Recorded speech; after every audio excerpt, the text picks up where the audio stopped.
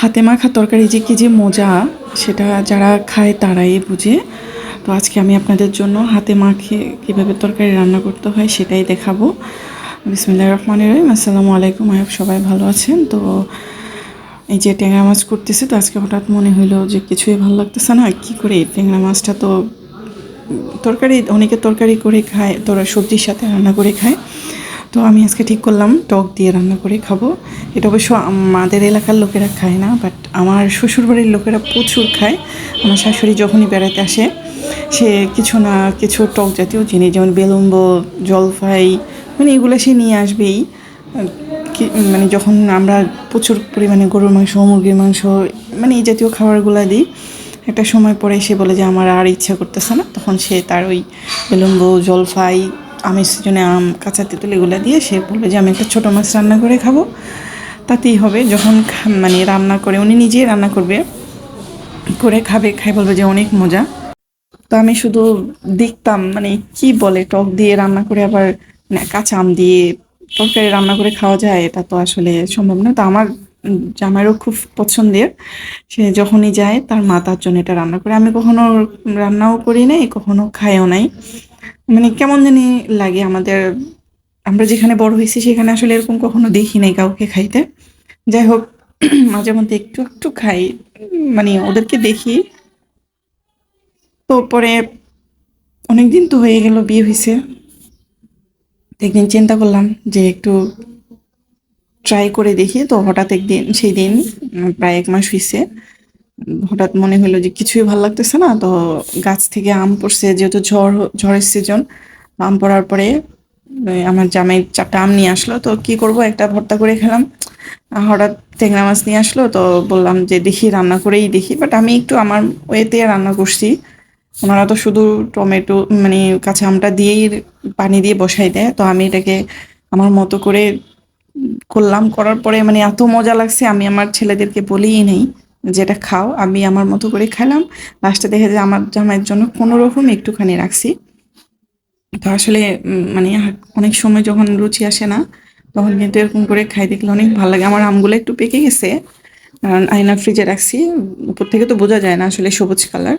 তো পেকে গেছে, তো অত না, হলুদ হয়েছে। তারপরে খেয়ে দেখলাম প্রচুর টক।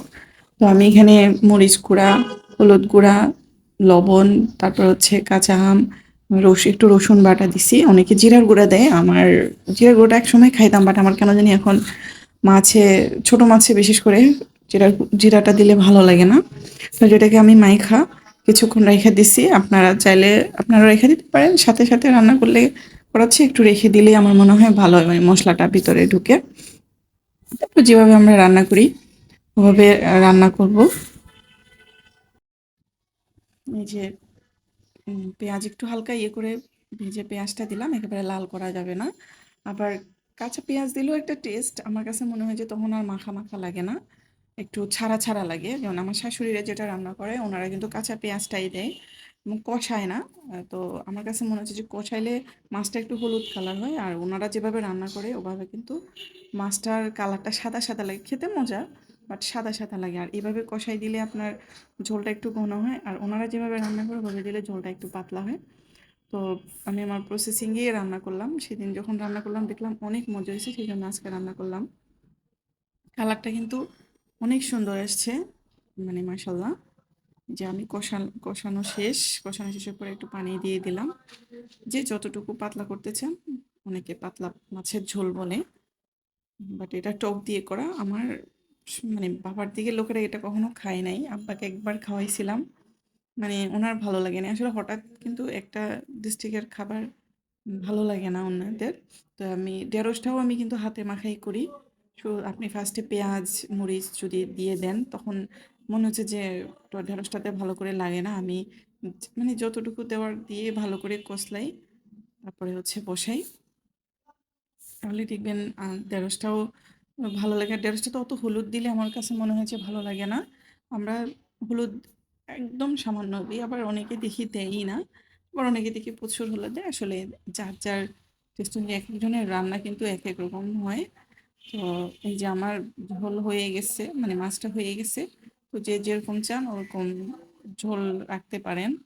এটা হচ্ছে আপনাদের ইচ্ছা। আর এর পাশে আমার ঢেঁড়সটাও হচ্ছে